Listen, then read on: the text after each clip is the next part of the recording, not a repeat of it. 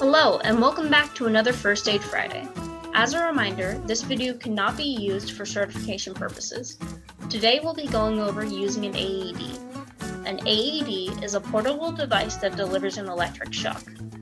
It may help the heart re-establish a perfusing heart rhythm for a person in cardiac arrest.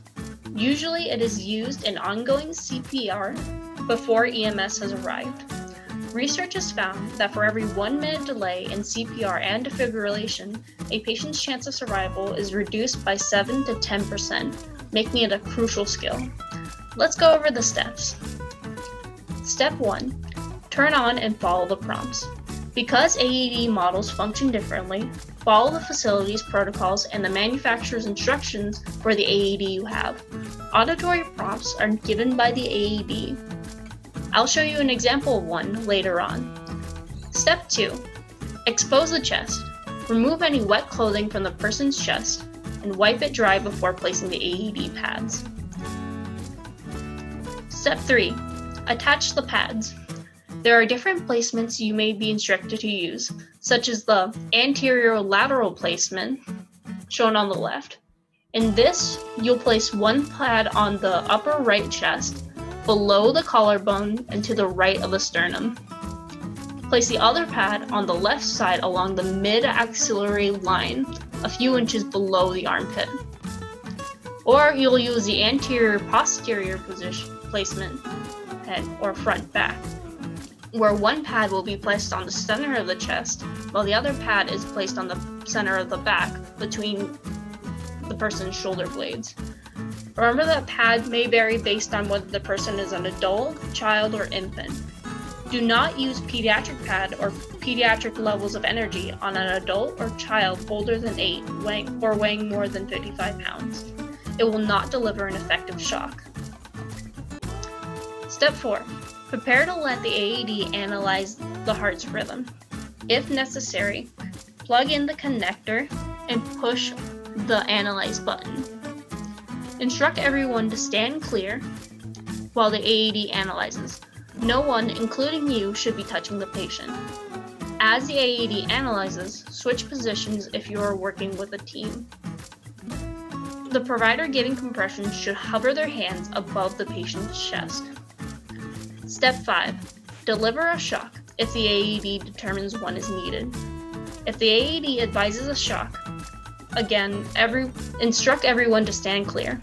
The compressor should continue to hover their hands over the patient's chest in preparation for CPR. Press the shock button to deliver the shock. I will now show you an example of AED prompts. Analyzing heart rhythm.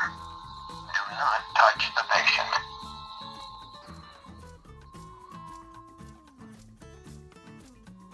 Shock advised.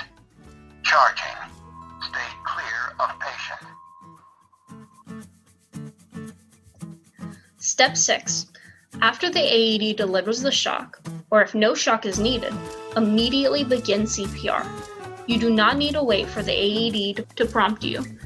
Continue for about 2 minutes until the AED prompts that it is reanalyzing, the patient shows signs of return of spontaneous circulation, aka signs of life, or the team leader or other trained providers instruct you to stop.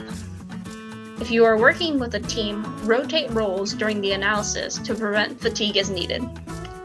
Now that we've gone over the steps, let's discuss some common considerations. For patient considerations, one of the most common is worrying about using an AED on someone who is pregnant. It is safe to use an AED on a woman who is pregnant. The baby's best chance of survival is the mother's survival. When a patient has experienced cardiac arrest as a result of traumatic injuries, an AED should be used following your facility's protocols. Use an AED if a patient is in cardiac arrest and has a pacemaker or ICD.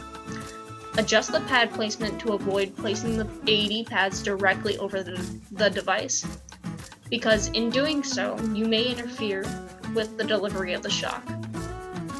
Before applying AED pads, remove any medication patches with a gloved hand and wipe away any remaining medication from the skin. Time is critical in a cardiac arrest situation, and chest hair rarely interferes with pad adhesion.